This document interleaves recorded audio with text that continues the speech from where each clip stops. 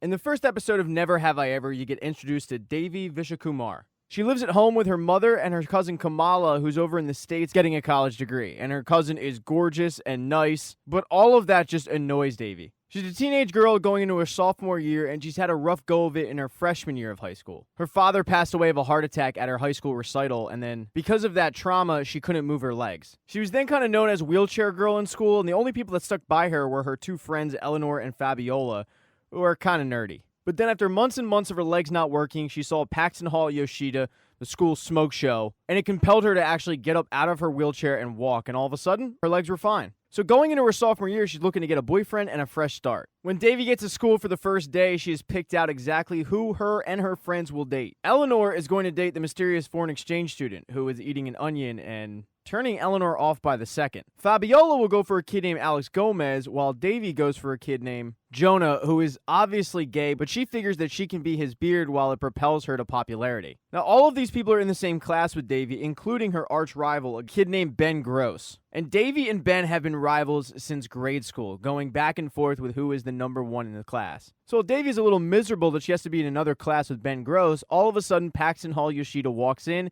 sits in front of her, and now this class isn't looking so bad. Her plan is to talk to Paxton after class, but she gets pulled back into the class by the teacher who wants to talk to both her and Ben Gross about kind of having a truce throughout this school year. He doesn't want both of them disrupting their class with their obvious rivalry. And while they both agree to do it, Devi is insanely competitive, so no one's really buying the fact that this truce will hold up. Now, one of the reasons why Devi absolutely hates Ben is because he's gone around school calling her and her friends the UN. And she figured it was because you've got a black person, an Asian person, and a Middle Eastern person, but she finds out it stands for the unfuckables because nobody wants to hook up with them. And that's a pretty big shot to the ego, and she brings it up in her therapy session that day with her therapist, Dr. Ryan, and she asks Dr. Ryan, "Do you think I'm attractive?" And Dr. Ryan says, "That's creepy. I'm not telling you if you're sexy or not." But in this session, she goes on to talk about how everybody still thinks that she was faking being paralyzed when she wasn't faking at all. Dr. Ryan cuts in and says, "I think I have something that can help you," and Devi rattles off all of these pills, which the doctor isn't going to prescribe, and says, "No, I was thinking more of a grief journal. I think just writing stuff down might help."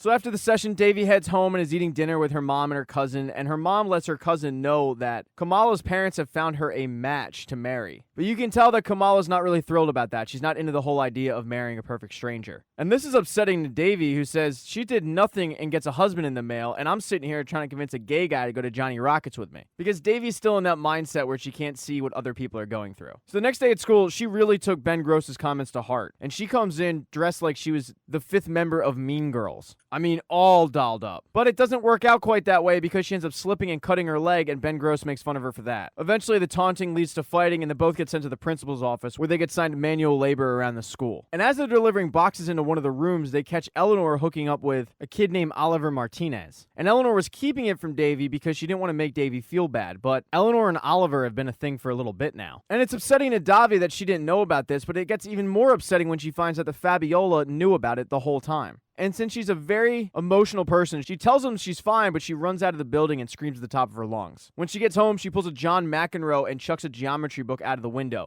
And this is a good time to mention that John McEnroe is narrating all of this because John McEnroe is her dad's favorite tennis player. Upset and hurt, she runs to Dr. Ryan's office to get some advice, and Dr. Ryan tells her that maybe you shouldn't be focused on having a boyfriend because you might not be the best girlfriend right now. And Devi agrees. Dr. Ryan says, "What's something you can do this year that'll make you actually feel good about yourself?" So she thinks about it, and she leaves the office and runs and finds Paxton Hall-Yoshida leaving swim practice and tells him that because you're you and I'm me, I know that there's never going to be a possibility of us ever hooking up, but is there any chance you'd want to have sex with me? And her utter surprise, he says yes. Episode 2 starts out with Devi in one of her therapy sessions with Dr. Ryan, and she's explaining about losing her virginity to Paxton, and Dr. Ryan can't figure out what's so great about this kid. Until she sees a picture of him, and then she gets it. But she still tells her that losing your virginity to somebody that you barely know with your mental state right now probably isn't the best idea. So she considers this advice and heads off to school, where Eleanor has made her a mixtape apologizing for not telling her about Oliver Martinez. She then finds out that Fabiola has taken her advice and booked a date with Alex Gomez, even though she actually has eyes for a girl at the school. Both Eleanor and Fabiola then ask if Devi has asked out Jonah, but she says, "Nah, I've got eyes for Paxton," and then lies about their encounter, playing it off like Paxton was the one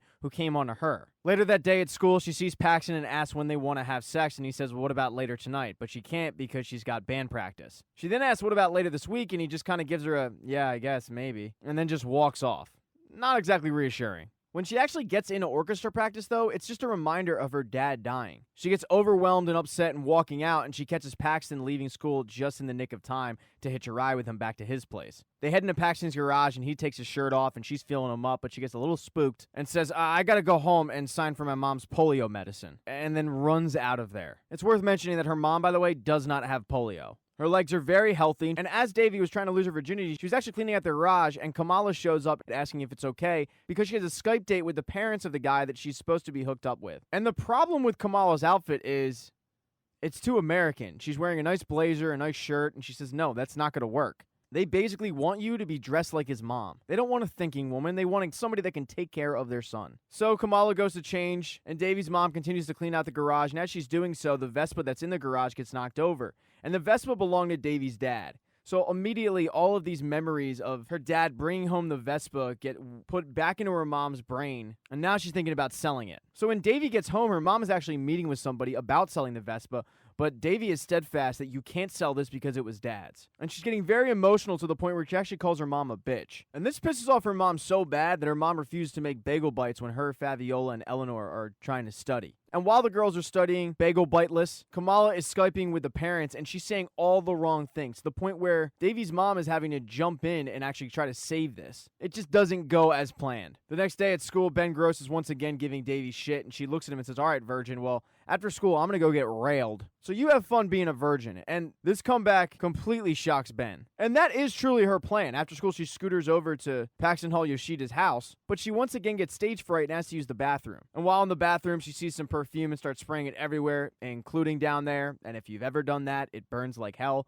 Look, I was a high schooler, folks. But her scream to the pain alerts Paxton's sister. And Paxton's sister's named Rebecca, and she's standing outside the door asking Davy if she's okay. And Davy says, yeah, I just dropped my phone, but it's obvious the phone is dry. Rebecca then asks Davy if she can help her pick an outfit out to go to the movies, but Paxton catches the two and gets really pissed off. He feels like Davy was snooping around the house and saw Rebecca, and he's very protective of Rebecca because of the fact she has Down syndrome. When she's about to leave, Davy says, I didn't even know you had a sister, and he takes offense to that, saying, what do you think, I'm just trying to hide her? He then tells her, you know what, I don't think this is going to work out. I think you should go home. The next day, she tries to salvage this by talking to Paxton, but he refuses to. So she's pretty downtrodden, and she meets up with her friends, and they assume that she lost her virginity, so they're really excited for her. And Eleanor makes mention that before, everybody just felt bad for you, but now they're all going to be jealous of you.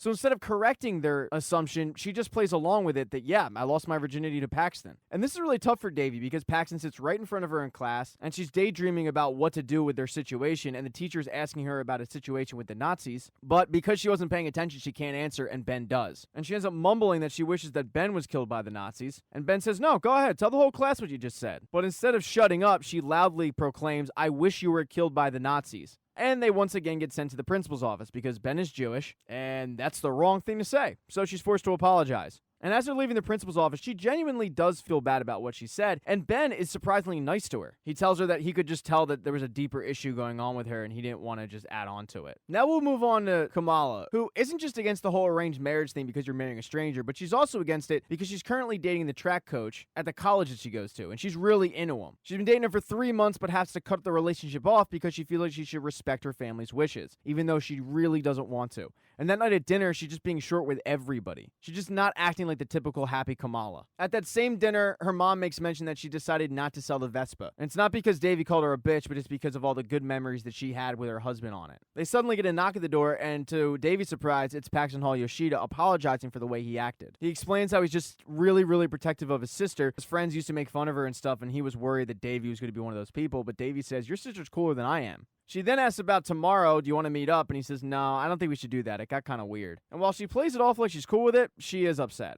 In episode 3, Davy and her friends make an Instagram video to try to grab Paxton's attention. She figures if it's sexy enough, maybe she can get back into the sex talk with him, but it doesn't quite work yet. Because after posting it, she gets around 2 likes, and neither of them are from Paxton. And her friends are starting to wonder if Paxton is using her for sex, when in reality, they've never done it. The conversation is broken up when Davy's mom shows up and says that she has to tend to her dad's tomato garden, and when she does that, it brings back all these memories of her and her dad. And because of that, she has trouble tending to the garden. Back at school, the teacher comes up with a project where they will be broken up into groups and try to think of an app that could have helped people escape the Nazis. And when they're breaking up into those groups, Paxton says that Davy should probably join his group.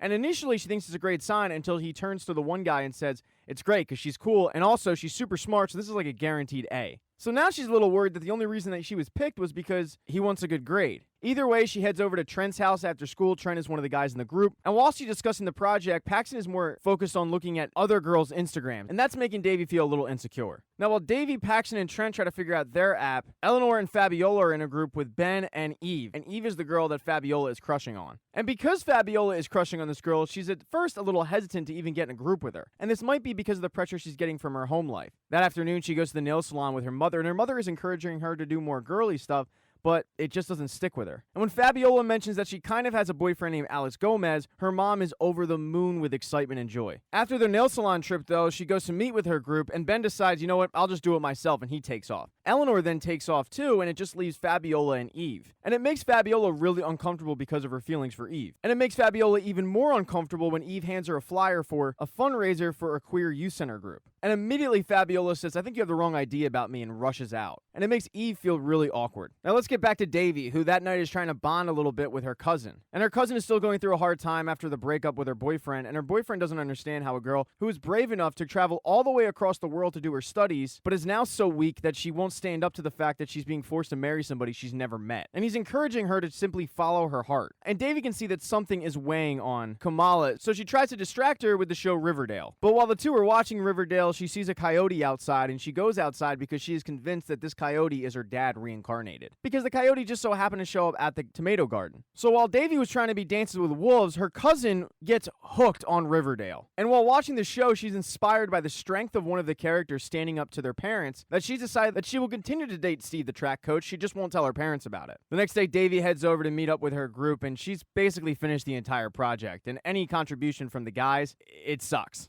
But while they're going over the finishing touches, she finds out that Trent is planning on having a party. And he states that he's inviting everybody he knows, and since he knows Davy, she thinks that she's invited. And she's pretty excited for this opportunity to hang out with Paxton at a party. But when she gets to Trent's house, Trent's a little surprised to see her, although Paxton is excited to see her. Paxton grabs her a beer, but it gets a little bit awkward, and she's kind of left to herself. And while she's sitting on the couch, kind of wondering what she should do, in walks Ben, although nobody's excited to see Ben. Ben then starts going in on Davy, making fun of her that she actually thought that she was with Paxton, while Paxton is macking on the hottest girl in school. It bothers Davy so much that she decides to just get drunk. It leads to Davy stumbling outside a drunken mess where a group of kids are filming a coyote in the backyard. And she once again thinks this is her dad reincarnated, so she gets really close to the coyote, where she's attacked. Paxton immediately picks her up and takes her to the hospital where she can get fixed up. And while in the hospital, both Fabiola and Eleanor are encouraging her to try to have sex with him in the hospital like Grey's Anatomy, although that's not really a thing that happens. I don't know. I wasn't a nursing major. I majored in communications. Paxton's still waiting for her at the hospital and tells her that she's all over Instagram and everybody thinks that she's died.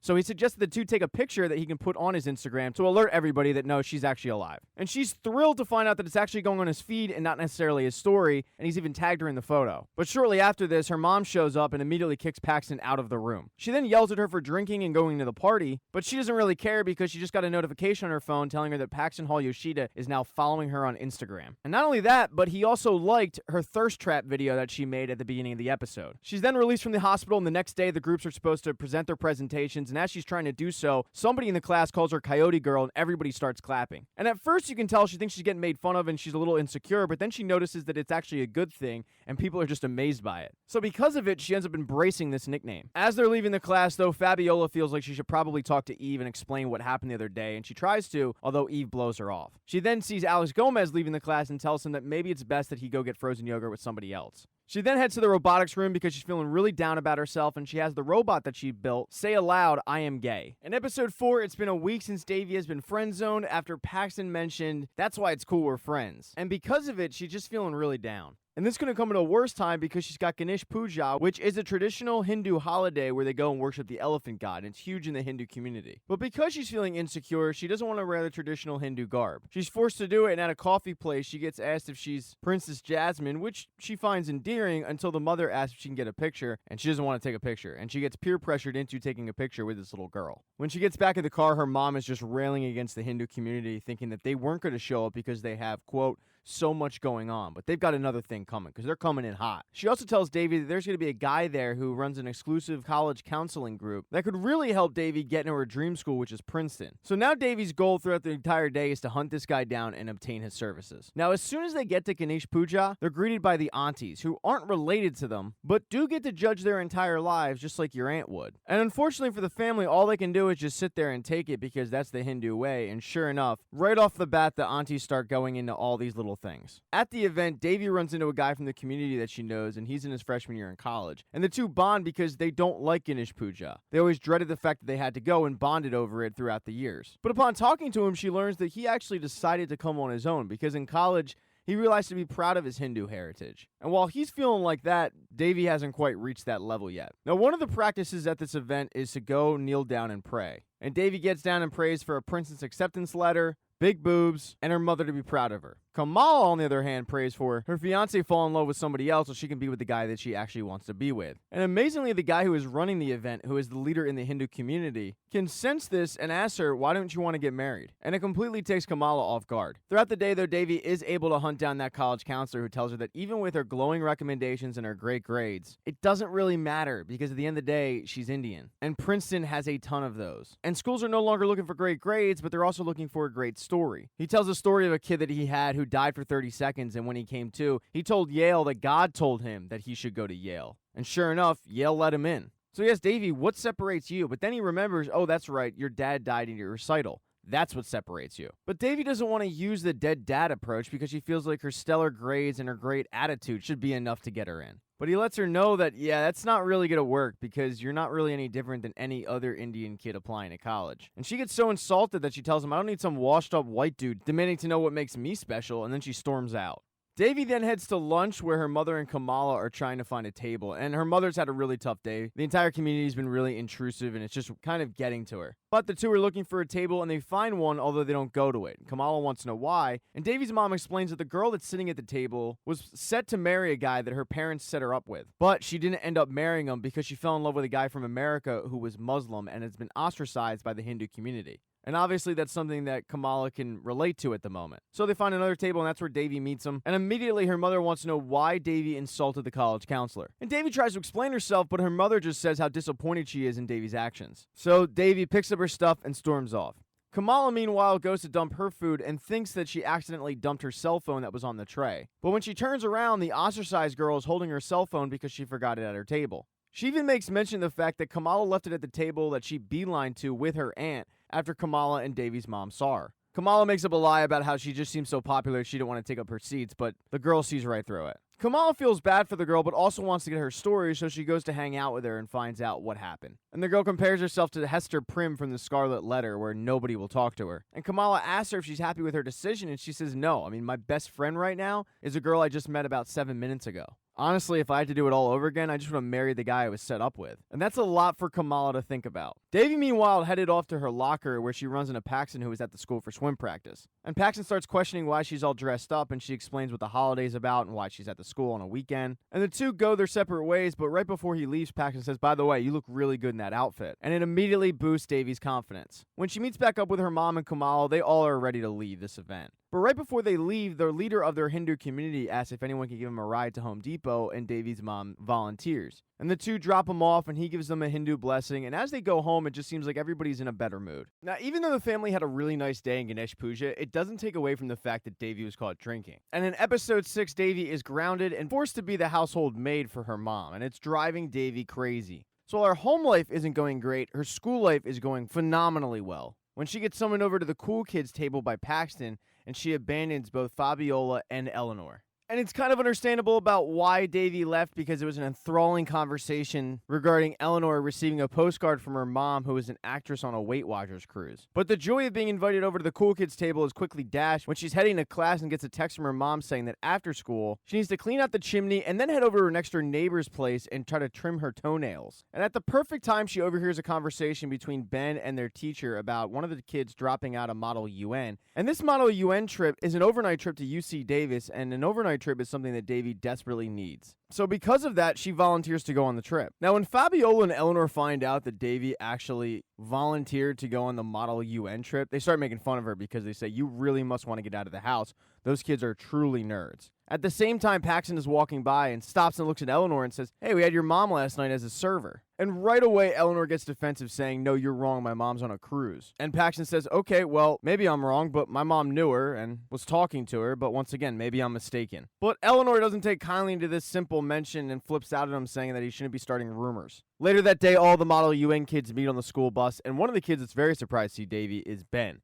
Because in 6th grade, they split up their school activities so they wouldn't have to run into each other. And Ben got Model UN. But when he reminds Davy about this, her attitude is basically deal with it. And she's not coming there to take part. She's coming there to take over. She wants that golden gavel that's given to the top debater. And when she gets to the Model UN, she realizes that she's representing Equatorial Guinea, the powerhouse. And Ben just happens to represent this little tiny country called the United States. So Ben gets up first and does his proposal about climate change. And then Davy gets up as Equatorial Guinea and just obliterates his entire argument, making Ben look really, really bad. The kids get back to the hotel and they're sitting in the bus, and most of the kids have left. And Ben turns to Davy and says, just because you're sleeping with Paxton Hall-Yoshida doesn't mean you're any good at this Model UN stuff. And it takes her off guard that he even knew about this, but he knows about it because of her friends who were defending her and pointing to the fact that she's not a loser because she's sleeping with Paxton. The issue is, unbeknownst to the two of them, there was another girl on the bus, and she texts her nerd herd that Davy was sleeping with Paxton. And when she gets to her hotel room, she's now greeted by these 3 girls who idolize her because of the fact that not only was she a nerd who made good, but she's a nerd who made good and is sleeping with the hottest guy in school. And initially she thought about correcting them, but they're letting her have her own bed, so she stops the correction. They then get a note under the door that's instructing Davi to meet the kid who's representing Russia by the ice machine. But when she gets there, it's not just her who was invited, it was also Ben. And Russia has summoned the two because Russia wants to get drunk with them because they seem cool and his mom's a little overbearing. And the reason he asked Davy was because of the fact that he knows all about Paxton Hall-Yoshida, even though he doesn't even go to their school. So the 3 of them devise a plan to sneak down to this conference where Davy and Ben will distract one of the guys while Russia goes and finds the booze. And the plan is working until Russia goes to leave and they get caught. And when he gets caught, he rats both of them out and it forces Davy and Ben to run. But when Davy and Ben go to hide, they just hide in what they think is a normal supply closet, but in fact, it's the closet that's used to restock the mini bars. So that little happy accident kind of saves the day because they get everybody in Model UN the alcohol that everybody wanted. And with it, they throw a huge party with pizza and booze. And at the party, they decide that even though they don't really like each other, they should probably team up. Because when they work together, they form a pretty formidable team. And it's surprising to Davy how much she doesn't mind Ben when he's drunk or she's drunk or the pair are drunk. But as she goes to sleep, she gets a text from Paxton because Paxton has found out about the little rumor that the two are sleeping together, and he is pissed. Now, back at home that day, the curiosity of what Paxton said is getting to Eleanor. So both her and Fabiola head to this restaurant that her mom supposedly is a server for, and sure enough, there she is, serving up fajitas. And when her mom sees Eleanor, she tries to explain herself, but Eleanor isn't having it and just runs out. Later that night, as Eleanor and Fabiola are hanging out and talking about what happened, Eleanor says, "It's just, your family is perfect." And Fabiola says, "Our family's not perfect." And Eleanor says, "Yeah, you are. It's not like you have a huge lie that could tear everything apart." And that's when Fabiola admits that she's gay. And Eleanor could not be more supportive, and it makes Fabiola feel way better about her decision to come out to her. Now, the next day, Davi wakes up to that text message from Paxton, and it's the worst way to wake up, and it puts her in the worst mood. She tries to get a hold of Paxton to explain, but he's sending her straight to voicemail. And she's decided that it must be Ben's fault because he couldn't keep his mouth shut, so the truce is off, even though Ben is unaware of this. So when he gets up and throws an agreement out there and looks at Equatorial Guinea for support, she doesn't give it. And not only does she not agree with his proposal, she trades her actual email address to Russia for some nukes, and ends up almost starting World War III with them. And she's very convincing and gets a lot of support for this. On the way back from Model UN, Davy's still in a bad mood, but her friends are trying to get in touch with her to tell her the big news that Eleanor's mom is in fact in town, and the fact that Fabiola has come out as gay, but Davy's just sending everything straight to voicemail. She doesn't want to talk to anybody. Because Davy's mind right now is not on anything except Paxton, and as soon as she gets back, she wants to talk to him. And he says, it's not really cool that you let this lie go for so long. We were friends and you were using me. And then he storms off. And as she's watching him walk away, her friends come up and try to tell her the news, which includes, by the way, that Eleanor has nabbed the lead in the school play because when she tried out, the scene was of a girl talking to her mother, and it was very emotional for her, and she put on a great performance. But all of the good news that they want to tell Davy, she doesn't want to hear it, and she lashes out at them and walks off without ever hearing any of it. In episode 6, you get a look at Ben Gross's life with a little help from Andy Sandberg. And Ben was feeling pretty good at the debate until obviously Davy turned on him. And then it was back to being enemies. He also likes to project this perfect life that isn't really there. When he gets home from the debate, his mother is going on yet another wellness retreat, and he's left in the house all by himself. But he is really looking forward to going to tomorrow night's Clippers game with his dad and his girlfriend. Now, in grade school, Ben had two really good friends, but they all ended up going to different high schools and kind of lost touch. So now his friends are his girlfriend's friends, and they kind of suck. I mean, Ben has nothing in common with these girls. And it's not just her friends who suck. No, she sucks as well, because he goes up and reminds her that they're going to go to the Clippers game that night, but she says, "Oh, no, I can't. I've got to get my eyebrows done," claiming that that would be better for her gram than going to a Clippers game in the front row. So now that his girlfriend just canceled on him, Ben is forced to go around school and look for people he might want to go with. He goes up to Trent and another kid and asks one of them if they want to go, but they don't really know Ben like that, and they're kind of weirded out that he's just showing up asking if they want to go to a basketball game with them when they've never hung out before. They're also having a hard time understanding that they both can't go. It's just one ticket. Eventually, it forces Ben to just give up, but as he's leaving, Trent asks, "Yo, if you don't want to go, then we'll just go with your dad." Yeah, but that's not really an option for Ben at this point. In the next class, he starts to ask Davy if she would want to go, and all she has to do is apologize for how she acted at the Model UN. But she once again snaps at him, and he can't figure out why, and she says, "It's because you went around school blabbering about me sleeping with Paxton." So Davy's out. And then he's mesmerized by Paxton after class, which a lot of people are,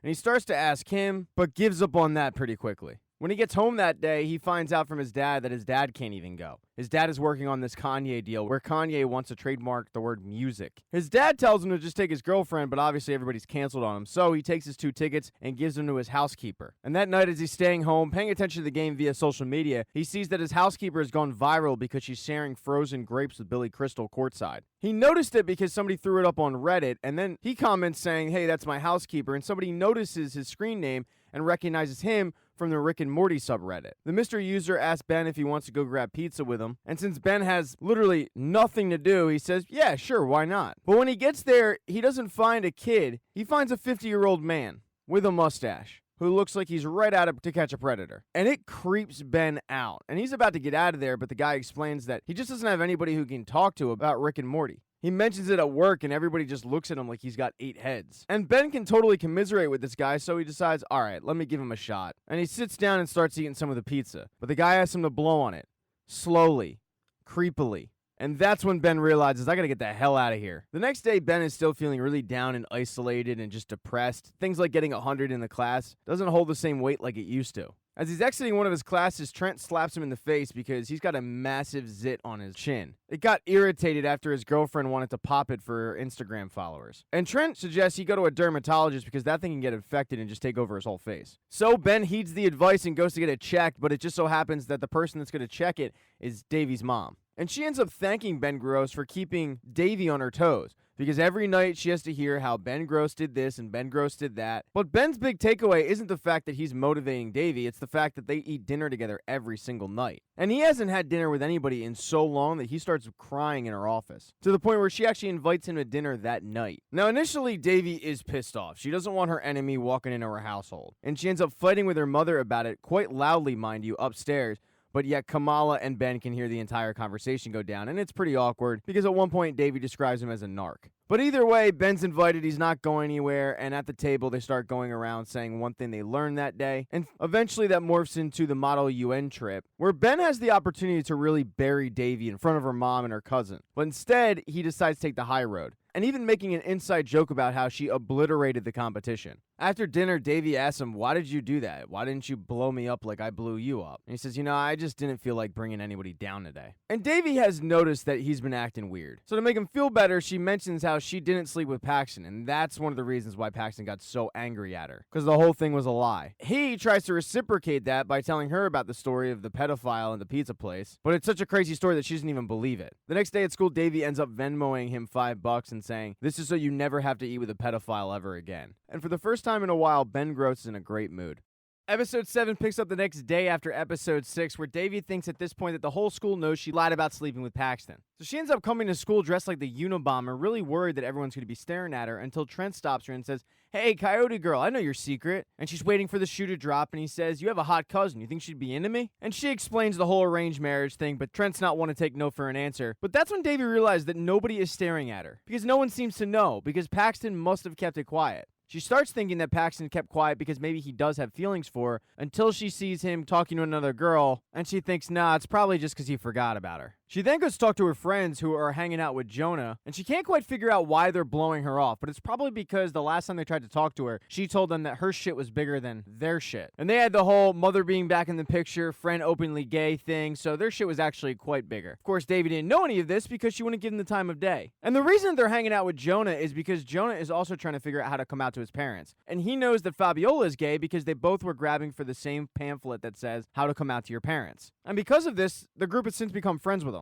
Now, they do eventually tell her that Fabiola is gay, and she's thrilled for her. But the fact that she blew them off has her rethinking maybe she's been a shitty friend. So she starts thinking of a way to fix things to get their friendship back, and she schedules a sleepover. And at this girls' night, she gets told all about Eleanor and her mom. And this is the second big bombshell that she's found out about. And since she's already feeling pretty insecure that they're now talking to Jonah, she figures that she needs to go and fix this with Eleanor and her mom. So she goes and talks to Eleanor's mom. And she tells Eleanor's mom, I think the best course of action would be for you to go and actually talk to her. So sure enough, the next day at school, Eleanor's mom shows up. And it is a complete surprise to Eleanor and not in the way that she wanted. Eleanor's mom tells her that Davy thought it would be a good idea if she showed up to talk to her, but Eleanor runs off. Now, her mom chases after her and does end up catching up to her and tells her that she got fired from the cruise ship and just wanted to book a gig in the area before she told Eleanor that she was home. She just didn't want Eleanor to be disappointed with her. But she's been back for 2 months and hadn't told Eleanor, and that's the bigger issue because Eleanor doesn't care about the gigs. She cares about having a mom in her life. Her mom then sees a flyer for the PTA bake sale and decides it'd be a good idea of a bonding experience if they bake cookies for it. And Eleanor loves this idea. The problem is they don't have an oven. So they go over to Davy's house to bake. And it's the whole gang. Eleanor, Eleanor's mom, Fabiola, and Davy. And Eleanor's mom's asking about all the gossip, trying to get filled in on what she missed. She finds out that Eleanor has a boyfriend who's kind of a techie, and she thinks that's great because actors are douchebags. She then asks about that hot guy who came in the restaurant the other day, and of course it's Paxton. And they both immediately inform Eleanor's mom that it was actually Davy who hooked up with him, because she has still yet to reveal that she never hooked up with Paxton ever. And instead of taking this opportunity to tell the truth, she just once again proceeds to lie, saying, yep, that was me. Eleanor's mom then asks Fabiola if there's any girls that she likes, and this takes Fabiola off guard, who looks at Eleanor and says, you told her? But Eleanor's mom says, no, it's just my gaydar is really good. And since this is a pretty touchy subject, Eleanor's mom can sense this and says, don't worry, girls, what's said in this conversation stays in this conversation. But the next day when she goes to drop off those cookies that she baked, the rest of the moms aren't too happy to see her. They kind of look at her as a immature, irresponsible mom. And it all stems from years ago when she took all the kids to the carnival and she got a call about an audition for CSI. And she thought she could make it back in time, but she didn't. And she left the kids at the carnival. Carnival closed. Kids are still there. Really bad luck. But as she's making small talk with these moms that don't want to talk to her, she mentions how she was hanging out with the girls yesterday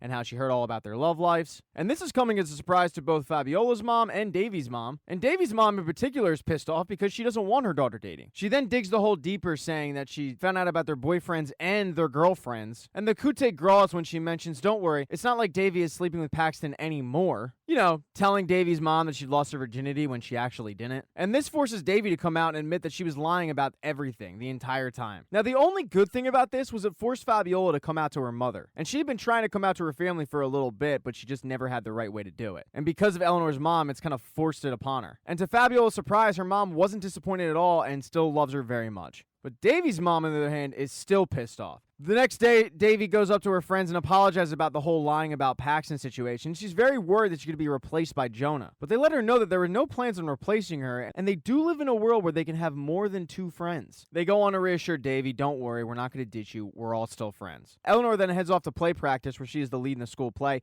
and she's invited her mother because her mother's an actress. And her mother is very surprised to find out she's the lead. And as she's watching her daughter just kill it on stage, she decides that that's the moment she's going to skip town again to take one more run in Broadway. And this leaves Eleanor distraught, to the point where she has decided to quit the school play. Fabiola then runs to find Davy and says, we gotta go help Eleanor right now, she's having a tough time. But at the same exact time, Paxton texts her and asks her for help. And Paxton reminds her that she's gotta come over right now because she owes him. So instead of helping Eleanor, Davy decides to take off to Paxton's place. Now, when Davy gets to Paxton's in episode 8, she finds out the big emergency was that Paxton's sister needs somebody to model for her portfolio to fashion school. All of her coworkers were supposed to do it, but they ended up bailing on her. And with a photographer there and paid for, they need somebody. Now, initially, Davy's pretty pissed off. She's like, I just left my friends for this? But when she sees how excited Rebecca is that she showed up, Davy agrees to help. And in all honesty, she likes modeling, even though she's terrible at it. It's like a Ricky Bobby situation. She doesn't really know what to do with her hands. But she does get excited when Paxton mentions that she is kind of pulling it off.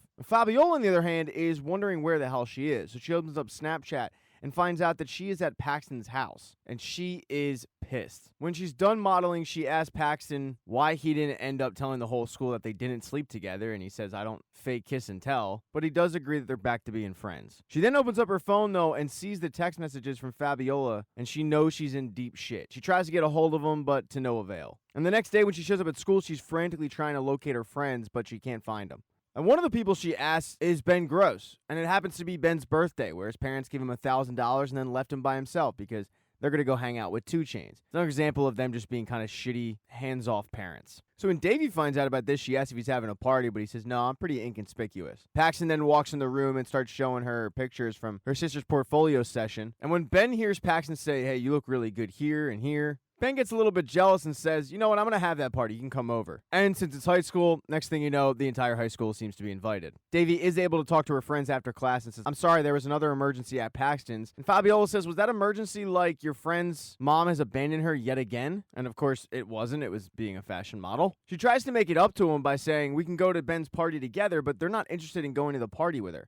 In fact, they kind of need a break from her. Especially Eleanor, who, since quitting the play, has just been kind of down and depressed. And the fear of losing her 2 best friends has Davey in a bad mood, and she goes to her therapy session, where it does not go well.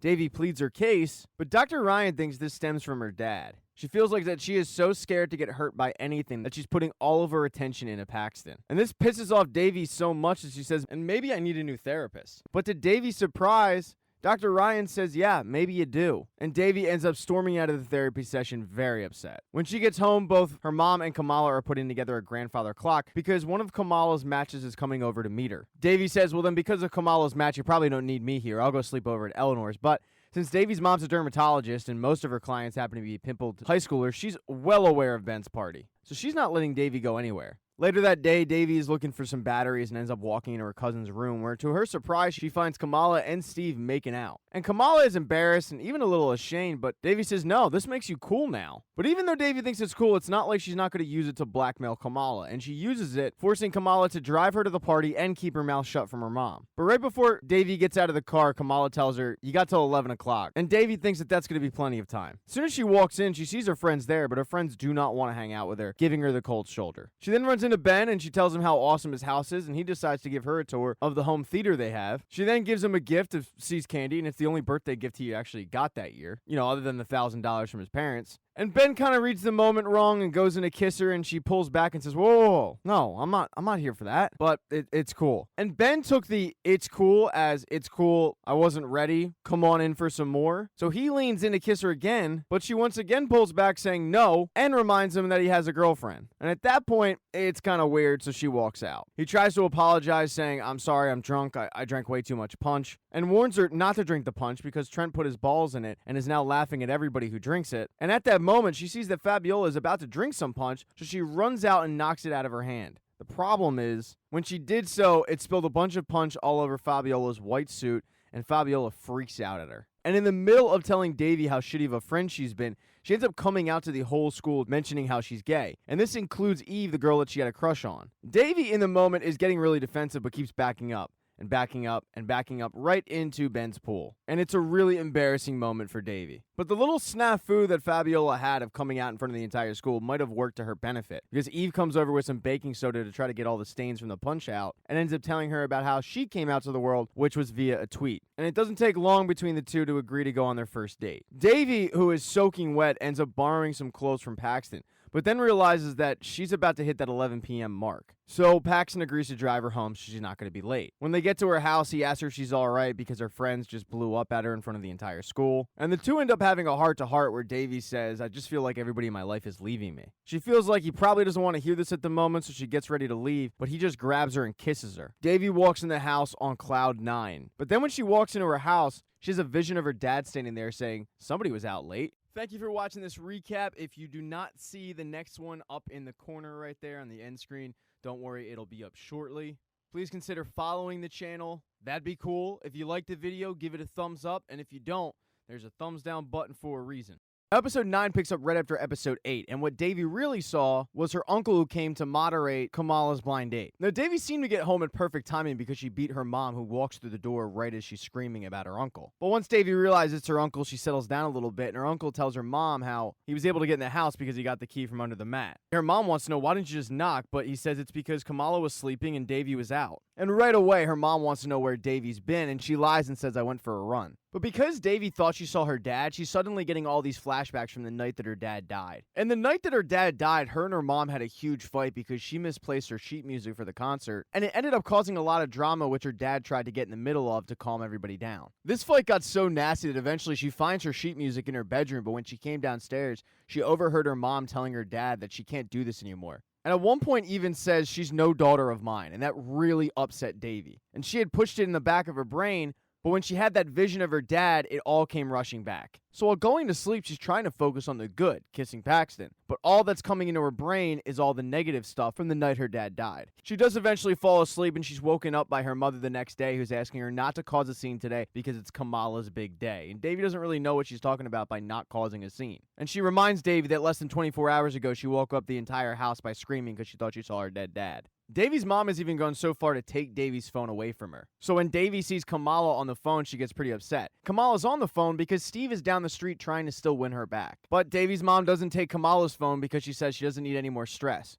So it's only Davy who is phoneless today. There's then a knock at the door, and it's the guy that Kamala is meeting that day, a guy named Mohan, and they are shocked to find out that this guy is gorgeous looking. I mean, Davy was expecting a really ugly looking dude, and he isn't it. They quickly invite him in, and he gives Kamala a present, which is a crystal beaver. Davy makes mention that's kind of a weird gift, but Kamala thinks it's perfect because it's the mascot of the school she's going to. And it just so happens to be the mascot of the school that he went to, a little tiny school called MIT. They give the beaver to Davy to take upstairs, but when she goes into Kamala's bedroom, Steve is sitting there waiting. And Davy's asking him, what the hell are you doing here? And he's there, obviously, to win Kamala back, but he also didn't know how big Mohan was. So while he wants to rush down there and tell her that she doesn't have to go through with this, kind of in a tough situation. So Davy heads downstairs and starts telling her, you'll never believe where I put the crystal beaver. I think you should really go see it. And after enough urging, Kamala does. So Kamala heads upstairs and ends up ending things with Steve, saying that him actually showing up has pushed her away. Because while she's not ready to marry the guy that's in her house right now, she's also not ready to marry Steve or anybody for that matter. Now back downstairs, you've got Davy, her mom, her uncle, and Mohan. And Mohan asks Davy what she's into, and her uncle brings up how she's such a great musician. And even suggests that she play the harp for them, but Davy hasn't played the harp in a while. And all those memories of her dad dying are suddenly brought back up again. Her mom has noticed, though, that she's kind of acting a little weird, so she pulls Davy aside. And while they're having a conversation in the kitchen, she also notices it's been a while since Kamala's come downstairs, so she wants to go check up on her. Davy tries her best to stop her, but her mom scampers upstairs like a panther and catches Kamala talking to Steve. And when Davy's mom catches Kamala and Steve, to Kamala's surprise, Davy's mom already knew about Steve because she saw him falling off the roof a couple weeks ago. And Davy's seen this movie and knows how it ends, so she's expecting this big explosion,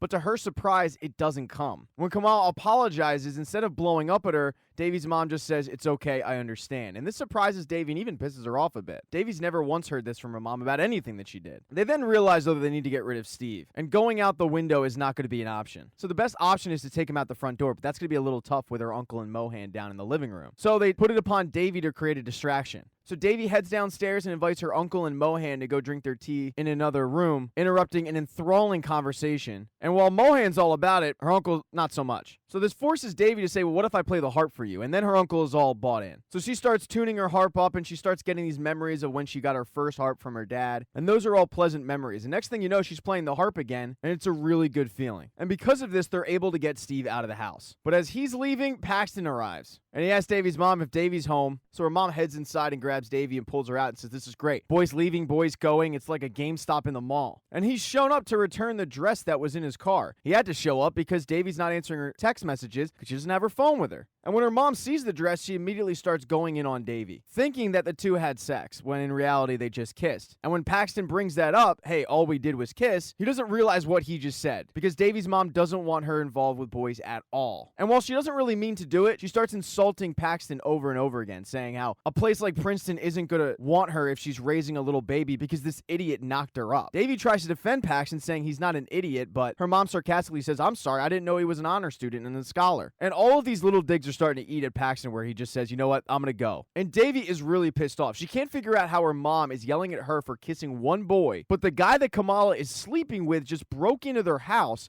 and she's fine with that. And as she's saying all of this, unbeknownst to her, Mohan, Kamala, and her uncle are all outside overhearing the conversation. And when Mohan hears it, he says, you know, this seems like a private conversation. I think I'm going to head in. Kamala then goes in after him and has a conversation with him, saying that she's not ready to get married, but she does like him. And he likes her too. The one thing he likes the most is the fact that she's not trying to be his mother. They both agree that while they can remain friends for the moment, they're not ready to get engaged. But after Mohan leaves, it sparks a major debate in the family. The uncle starts saying how dysfunctional the house is, and Davy says, I don't think this is dysfunctional at all. I think, in fact, it's too strict. Davy and her mom start bickering a little bit, and her uncle cuts in and says, just wait till you go to India. And Davy can't believe they're going to go vacation in India. I mean, literally anywhere else would be on Davy's preferred list. But her uncle goes, no, you're not vacationing in India. You're moving to India. And this comes as a complete blindside shot to Davy. Davy ends up rushing off to her room with her mother in tow, and her mother explains how it's just been really hard for her without her dad there. There's no support system, and she's having a really tough time raising her. And all of those memories that she's had the past 24 hours from the night of the concert end up boiling over, and Davy lets it all out, saying, well, the reason that it's so difficult to raise me is because the fact that I'm no daughter of yours. I heard what you said to Dad the night of the concert. You don't even like me. You want a daughter more like Kamala. I lost the one person in this family who actually cared about me. And then she says the one thing that no child should ever say. I wish it was you that night who died. So the season 1 finale picks up 1 week after Davy's big blow up with her mom, and she's decided to leave the house, but she doesn't really have the place to go. She doesn't feel comfortable asking Paxton to move in,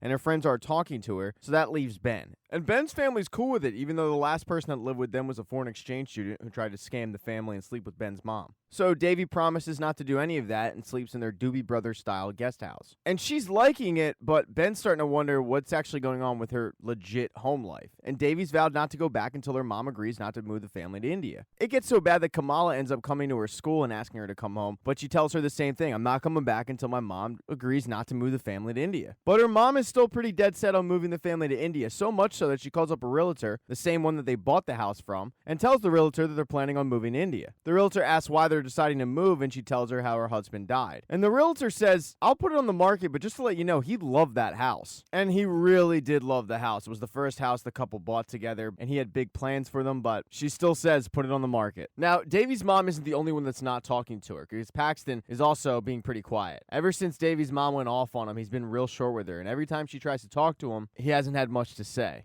And it's pretty concerning for Davy because she thought the two were on the right track. While she's sitting at Ben's place looking at Paxton's Instagram, she finally gets a visit from her mother. And this is on the heels of her mom going to visit Dr. Ryan. And even though the therapy session wasn't for her mother, it was really just to get a checkup on Davy, it seemed like her mother got a good look into Davy's point of view on things. So because of this, she decided to go visit Davy at Ben's place. She tells Davy that she doesn't want to fight anymore, but they're planning on going to spread her dad's ashes tomorrow because it's her dad's birthday. And she really wants Davy there. But Davy doesn't see it like this is a nice gesture. Davy sees it as, you're trying to get rid of all the American memories to drag the family back to India. So because of this, Davy refuses to come, and her mom reminds her, I'm not here to fight with you. But we're leaving at 5 o'clock for Malibu tomorrow, so if you come, great, and if not, fine. After Davy's mom leaves, she ends up storming into Ben's house and asking Ben's dad if she can file emancipation papers. And he says, do you think you can support yourself on your own? And she says, well, I think my friend Rebecca, who is Paxton's sister, can get me a job at Old Navy. And neither Ben's dad nor Ben thinks this is a great idea, and Ben tries to talk her out of it, especially when he finds out about the ashes. He urges Davy to talk to her mom about this and just hash this thing out, but Davy's pretty hard-headed and doesn't want to. So Ben goes to the next best thing, her friends. He tells her friends how they know her better than anybody, and even though she's been a really shitty friend, she's moved out recently, and they're about to spread her dad's ashes, and she's not gonna go. So Ben urges them to go and talk to her with him and try to convince her to go. So Ben, Eleanor, and Fabiola all head to go talk to Davy, but Davy just starts deflecting. She turns on Eleanor saying, look at you, you're not happy. You quit the play. You look like a librarian. And Eleanor agrees that you're right, this isn't me. I hate this look. But the more they talk to Davy about it, the more that Davy comes around to spreading her dad's ashes. The problem is, she's running out of time. So Ben agrees to drive her over to her mom's place because for whatever reason, she doesn't pick up a phone and call. But when they get to the house, the mom has just left. So Ben agrees to drive her all the way to Malibu, and this is when she finally decides to pick up a phone and call, although Kamala and her mom aren't answering. She's finally able to reach the beach, and she sees Kamala and her mom, and she's screaming down for them to stop, although they can't hear her. And that's when she runs into international tennis sensation John McEnroe, the bad boy of tennis who narrates the show. And Davy explains the situation, why she's screaming down to these people,